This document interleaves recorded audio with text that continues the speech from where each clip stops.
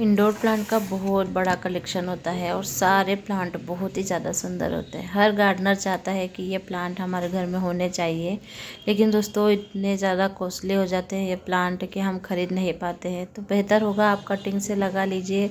जब भी आपके पास कटिंग हो या फिर आपको जब भी कटिंग मिले, ये सारे सीजन में लगभग ग्रो हो जाती है। बस जब बहुत ज़्यादा गर्मी, बहुत ज़्यादा ठंड हो तो कटिंग नहीं लगती है, लेकिन आप उसको ऐसी जगह रख सकते हैं जिससे कि वो थोड़े टाइम तक टिकी रहे। तो मौसम जैसे ही बदलता है प्लांट में रूट बनने लग जाती है, चाहे पोथोस हो, चाहे क्रोटन हो, चाहे ड्रेसिना हो या फिर कोलियस हो, सभी प्लांट बहुत ही ज़्यादा सुंदर होते हैं। और पत्तियों वाले प्लांट में जो है इनकी जो वैरायटी होती है बहुत ही ज़्यादा होती है, बहुत सारे कलर होते हैं। लेकिन दोस्तों ये प्लांट इतने ज़्यादा महंगे मिलते हैं नर्सरी में कि हर हर किसी को ला पाना मुश्किल होता है। तो मैंने तो अक्सर जो है प्लांट कटिंग से ही लगाए हैं। और देखिए दोस्तों, मैंने सारी कटिंग आपको निकाल कर दिखा दी है। और ये सारे प्लांट मैंने जो इंडोर प्लांट हमारे लगे रहते हैं उनके साथ ही लगा दी थी। देखिए दोस्तों, पोथोस में भी बहुत सारे कलर आते हैं, वैरायटी आती है। मनी प्लांट जिसे हम कहते हैं, और हैंगिंग के लिए बहुत ही प्यारा लगता है क्रोटन की तो पहले से ही मेरे पास 3-4 वैरायटी थी और 3-4 और मैं कटिंग लेकर आई थी एक आंटी से मांग कर।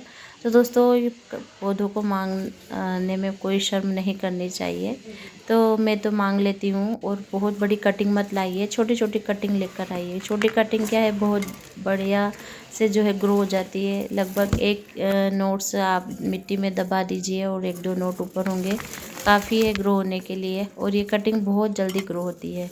क्रोटन तो मेरा फेवरेट प्लांट है, क्योंकि इनकी पत्तियाँ इतनी सुंदर होती है, इतने हार्डी प्लांट होते हैं, बड़ी आसानी से ग्रो हो जाते हैं। आप देख सकते हैं मूंगफली के छिलके के साथ ही मैंने इनको ग्रो कर दिया था। बहुत से भाई बहन बोलते हैं कि मूंगफली के छिलके से चींटियाँ वगैरह हो जाती है, तो भैया हम सलूशन तो बहुत सारे करते हैं, तो चींटियों के लिए भी कर ही लेते हैं। आप दालचीनी पाउडर वगैरह डाल दीजिए, या फिर हम फंजीसाइड वगैरह डालते हैं तो उससे भी चींटियाँ नहीं आती है। तो थोड़ा सा यूज़ करके हमें देखना पड़ता है, ट्राई करके देखना पड़ता है। और देखिए दोस्तों, इतने महंगे महंगे सारे प्लांट मैंने जो है कटिंग से ग्रो कर लिए हैं। और ये 150, 200, 180, 100 रुपये से कम हमारे यहाँ कोई सा प्लांट नहीं मिलता है। सिर्फ कोलियस है जो हमारे यहाँ 80 रुपये में, और ये पोथोज है जो 50 रुपये में हमारे यहाँ मिल जाता है। वरना क्रोटन की वैरायटी हमारे यहाँ बहुत ज़्यादा महंगी मिलती है। सब जगह का जो रेट होता है नर्सरी वगैरह का अलग अलग होता है। तो चलिए दोस्तों, इन महंगे प्लांट को रिपोर्ट भी कर लेते हैं। अब कटिंग से लगा ही लिया है तो इनको रिपोर्ट करते हैं, जिससे कि ये प्लांट बहुत अच्छे से ग्रो कर पाए। देखिए दोस्तों, कटिंग से ग्रो किए हैं तो बार बार तो कटिंग हमको मिलेगी नहीं, तो एक ही बार में इस तरह की मिट्टी रेडी करते हैं कि प्लांट हमारे कहीं ना जाए। जब भी आप कटिंग लगाएं ना, तो हमेशा ध्यान रखिएगा कि इस तरह से लगाइए कि एक ही बार में जो है आपकी कटिंग सक्सेस हो जाए। देखिए दोस्तों, वंडरिंग जीव पूरा जो है गमला भर चुका है। देखिए गार्डन सॉइल मैंने ली है, बिल्कुल सादी सी मिट्टी है, इसमें मैंने कुछ भी नहीं मिलाया अभी फ़िलहाल। लेकिन एक काम मैंने किया है कि इसको 2-3 दिन मैंने धूप में रख छोड़ा है। इंडोर प्लांट को जो हम रिपोर्टिंग करेंगे इनकी, तो क्या हो जाता है कि इन प्लांट के लिए एकदम से मिट्टी ऐसी बनानी होती है हमें कि पानी जैसे ही मिट्टी में डाला, जैसे ही पानी बाहर आ जाना चाहिए। वरना इंडोर प्लांट को ख़राब होते भी टाइम नहीं लगता है। जितनी ज़्यादा नाजुक चीज़ होती है उतनी जल्दी ख़राब होने के चांस ज़्यादा होते हैं। तो हमेशा ध्यान रखिए, केयर आपने अच्छी कर ली तो ये प्लांट आपके यहाँ से कहीं नहीं जाने वाले। मेरे यहाँ बहुत सारे ऐसे प्लांट हैं जो 2-2, 3-3, 4-4 साल से लगे हुए हैं और आज भी बहुत ज़्यादा हेल्दी है। कम मिट्टी यूज़ कीजिए। और मेरे यहाँ मूंगफली के छिलके हमेशा अवेलेबल होते हैं, मैं आसपास बोल देती हूँ तो वो मुझे इकट्ठे करके दे देते हैं, मैं इनको पिसवा लेती हूँ।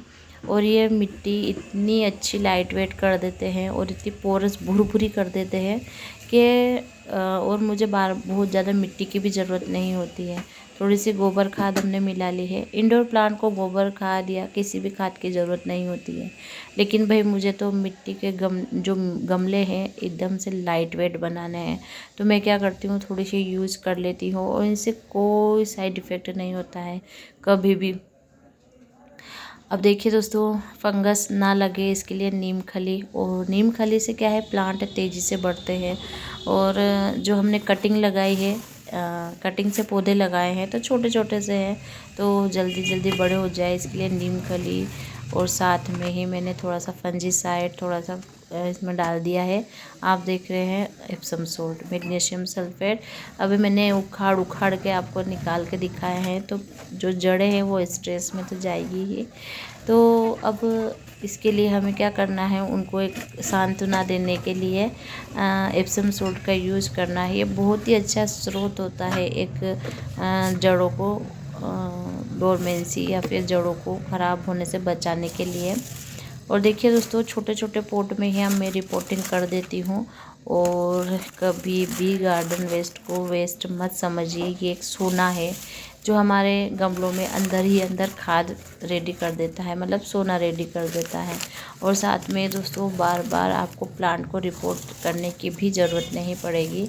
और गमले इतने लाइट वेट होंगे कि आप जहाँ 10 गमले लगा रहे थे, आप 100 गमले रख दीजिए, कोई परेशानी नहीं होगी। मेरे गार्डन में लगभग 500 तरह के पौधे हैं और सारे के सारे छत पर रखे हैं, लेकिन बेफिक्री से मैं पौधे लगा देती हूँ क्योंकि उनमें कोई वजन ही नहीं होता है। और ड्रेनेज इतने अच्छे बनाती हूँ कि पानी ठहरता नहीं है और पौधे कभी ख़राब भी नहीं होते हैं। तो मेरी तरह रिपोर्टिंग करके देखिए। अगर प्लांट ख़राब होते हैं तो कमेंट करके आप मुझे ज़रूर बताइए। ये सारे प्लांट जो है मैं आपको बहुत जल्दी अपने बालकनी अपडेट में शेयर कर दूँगी। दोस्तों, मेरी बालकनी में अभी बहुत सारे नए नए पौधे मैंने लगाए हैं। ये तो मैं कुछ ही पौधे आपको दिखा रही हूँ, मैंने कटिंग से और भी पौधे लगाए हैं जिनकी मैंने रिपोर्टिंग कर दी है। तो देखिए दोस्तों, फटाफट से मैंने बास्केट को भर दिया है। और मिट्टी कहाँ लगी है, बहुत कम मिट्टी लगी है, मिट्टी तो नाम मात्र है। और देखिए दोस्तों, इस तरह से मैं रिपोर्टिंग कर देती हूँ अपने प्लांट की, और ये बहुत अच्छे से चलते हैं। अगर आपके पास मूंगफली के छिलके नहीं है तो राई सेस ले लीजिए, जहाँ पर जैसी खेती होती है आप उनके छिलके ले लीजिए। जहाँ जैसे कि चावल, गेहूँ और इनकी जो डंडियाँ आती है छोटी छोटी कटाई के बाद की, वो सूखी डंडियाँ ले सकते हैं। मैं तो इसी तरह गार्डनिंग करती हूँ और हमेशा सक्सेस होती हूँ। देखिए दोस्तों, फूलों को ले लीजिए, पत्तियों को ले लीजिए। हाँ, ये सब चीज़ें बहुत बेस्ट होती है गार्डनिंग में। और दोस्तों, इनसे कोई परेशानी नहीं होती है। बस हमेशा ध्यान रखिए, बेल वाले प्लांट को कभी भी अंदर मत डालिएगा, वरना ये भी साथ साथ ग्रो हो जाते हैं, फिर इनको निकाल पाना बहुत मुश्किल होता है। तो देखिए दोस्तों, बातों ही बातों में मैंने जो है गमले भी भर दिए, रिपोर्टिंग भी कर दी। और मिट्टी देख सकते हैं, अगर एक बार ट्राई ज़रूर करके देखिए। मूंगफली के छिलके अगर आपके पास हो तो इनको इस तरह पीस लीजिए और फिर मिट्टी में मिला दीजिए, आपको बेस्ट से भी बेस्ट रिजल्ट मिलेगा। और देखिए दोस्तों, मेरा तो गमले भी भर गए हैं और ढेर सारे आज प्लांट में रिपोर्ट कर दूँगी। तो इस तरह मेरी रिपोर्टिंग होती है, सरल, सिंपल और बिना खर्चे की। तो क्रोटन हो, चाहे कोलियस हो या चाहे ड्रेसिना हो, सभी आप इनको कटिंग से ग्रो कर सकते हैं। मैं बहुत सारे प्लांट मैंने कटिंग से ग्रो किए हैं, जो मैं अक्सर आपको दिखाती रहती हूँ। मैं सारे प्लांट कटिंग से ही ग्रो करती हूँ, मैं खरीदती बहुत कम हूँ, क्योंकि जब ये कटिंग से ग्रो हो रहे हैं तो हम पैसे क्यों बिगाड़ें।